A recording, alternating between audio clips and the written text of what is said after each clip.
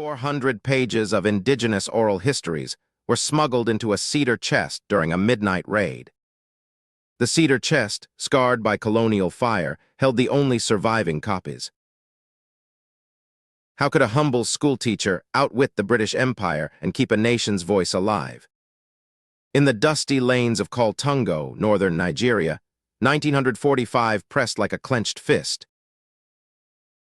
The British administrators had just declared a crackdown on native literature, burning manuscripts that dared to speak in Hausa or Fulfulde.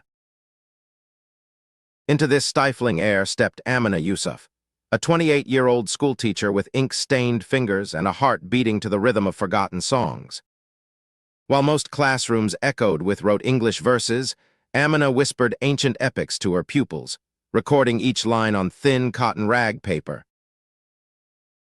She knew that every story was a seed. If the colonial officers seized the soil, the seedlings would die. So she began to copy the verses in secret, hand-transcribing each tale while the village slept.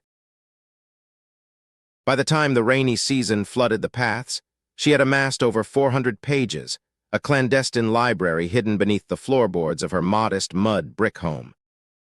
The British officer, Major Whitfield, had ordered all indigenous texts to be surrendered for inspection. Any deviation would be met with imprisonment. Yet Amina's cedar chest, lined with oilcloth and sealed with wax, became a silent vault. She invited trusted elders to her house at midnight, offering tea while slipping parchments into the chest's hollow. The elders, their eyes wet with fear and hope, handed over their memories. One by one, the stories of great warriors, love sagas, and survival myths entered the chest, their ink still wet. It was a dangerous game. A single slip could trigger a raid, and the chest's wooden frame creaked under the weight of secrecy. The night of the raid arrived when a patrol of soldiers, tipped off by a neighbor's suspicion, stormed the village. They ransacked homes, seized any paper they could find, and set fire to a storeroom where Amina kept extra copies. The blaze lit the sky, and as flames licked the walls, Amina stared at the cedar chest, its lid blackened but still intact. She whispered a prayer, then lifted the chest and carried it to a hidden well behind the school, where she buried it beneath a mound of earth and stones. The soldiers, seeing only charred debris, left the well untouched. For weeks, Amina tended the wounded, tended the sick, and pretended the chest never existed. When the war-driven curfew lifted, she retrieved the chest under cover of darkness, dried the soaked pages by the firelight, and pressed fresh cloth over them.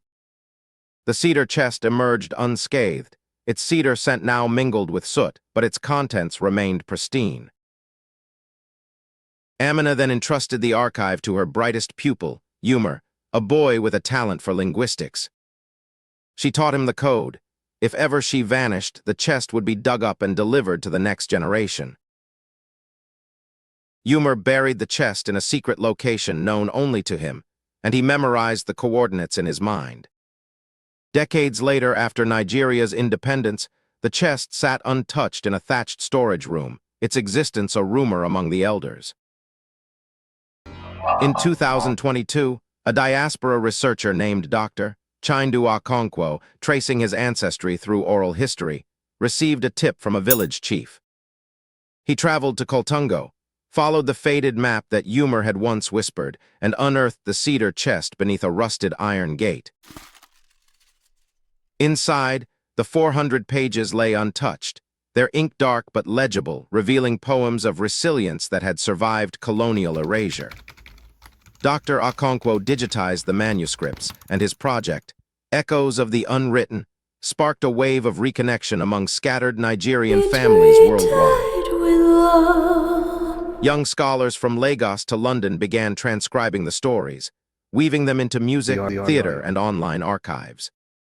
The once silenced voices now resonated across continents, reminding a new generation that culture cannot be burned as long as someone dares to hide it.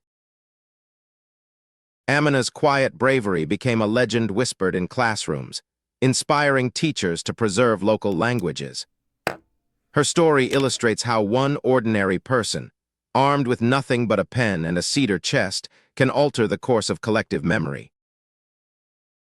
Today, as digital footprints replace paper, her legacy endures, proving that hidden archives are the lifelines of diaspora communities yearning for home.